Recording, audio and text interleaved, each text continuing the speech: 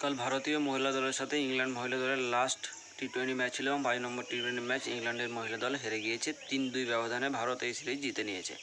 তো ভারতের তরফ থেকে একটানা সবচেয়ে বেশি বা ভারতীয় মহিলা দলের জন্য সবচেয়ে বেশি ম্যাচ খেলা নাম্বার 1 প্লেয়ার হয়েছে এখনও পর্যন্ত হরমনপ্রীত কৌর, তারপর রয়েছে মিথালি রাজ এবং তারপর রয়েছে ঝুলন গোস্বামী। মিথালি রাজ সেকেন্ড হাইয়েস্ট সবচেয়ে বেশি ম্যাচ খেলেছে টিম ইন্ডিয়ার জন্য 333টা।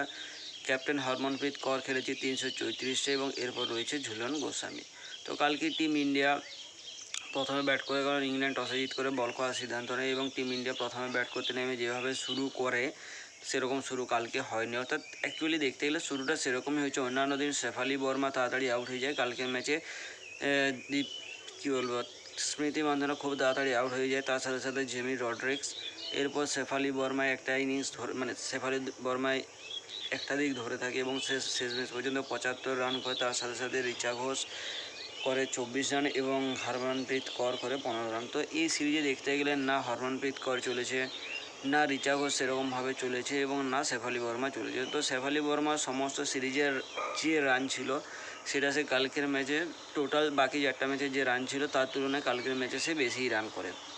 অর্থাৎ কালকের ম্যাচটাই শেফালি বর্মার জন্য এই সিরিজের সর্বাধিক রান হয়েছে এবং কালকের ম্যাচে যেভাবে উড়ন্ত রাধা যাদব ক্যাচ নিয়েছে, তার সাথে সাথে নাল্লাপুর রেড্ডি চরণে এই সিরিজের সবচেয়ে বা মোস্ট হায়েস্ট বা কি বলবো সবচেয়ে বেশি উইকেটেই নেয় নাল্লাপুর রেড্ডি চরণে এবং এইটাই তার জীবনের প্রথম সিরিজ ছিল এবং প্রথম সিরিজে এসে প্লেয়ার অফ দ্য ম্যাচ হয়। এর সাথে সাথে ইংল্যান্ডের তরফ থেকে সোফিয়া ডাঙ্কলি, ড্যানি ওয়েট, হজ, লরেন বেল এই সমস্ত প্লেয়াররা যে টুকটাক পারফরমেন্স দিয়েছে তাতে করে ইংল্যান্ড খুব খুশি হবে বলে তো আমার মনে হয় না, কারণ ইংল্যান্ড যেরকম পারফরমেন্স দেয় এই সিরিজে সেরকম কোনো পারফরমেন্স আসেনি। টিম ইন্ডিয়া 167 রান করে 7 উইকেট হারিয়ে, যেখানে Charlie Dean 3 wicket, Sophie Ecclestone 2 wicket এবং লিন্ডসি স্মিথ 1 উইকেট নেয়।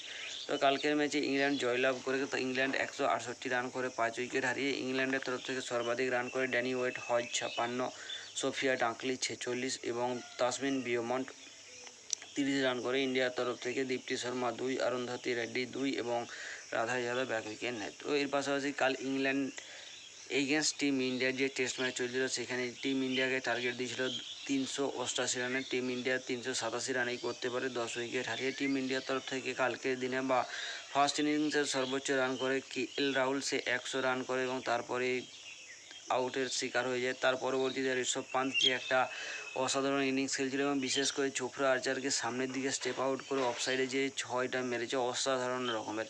মানে যদি কোনো ফাস্ট বোলারকে ইনসাল্ট করতে হয় তো সামনে স্টেপ আউট করে সোজা 6 মারো, যে কোনো ফাস্ট বোলারের সোজা এইখানে গিয়ে আঘাত করবে, তো সেরকমটাই করেছিল ঋষভ পান্ত।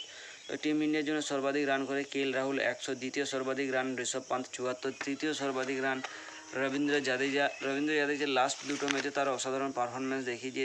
2 নম্বর ম্যাচে সে যেরকমভাবে পারফরমেন্স দিয়েছিল দুটো ইনিংসেই সে হাফ সেঞ্চুরি করে এবং কালকের ম্যাচেও সে হাফ সেঞ্চুরি করে। এবং তার পরবর্তীতে রয়েছে নীতিশ কুমার রেড্ডি 30 এবং ওয়াশিংটন সুন্দর 23 রান করে। ক্রিস ওকস ইংল্যান্ডের তরফ থেকে সর্বাধিক উইকেটে 3, তারপর রয়েছে চোপড়া আর্চার 2, ব্রেন্ডন ক্লাস 1, সোহেব বশির 1 এবং ক্যাপ্টেন স্টোকস 2 উইকেট নেয়। টিম ইন্ডিয়া কালকে মাত্র 1 ওভারই বল করার সময় পায় তাদের ইনিংসের পরে এবং সেখানে ইংল্যান্ড 2 রান করে এবং সেখানে যে নাটকটা করেছে জ্যাক ক্রলি অসাধারণ রকমের।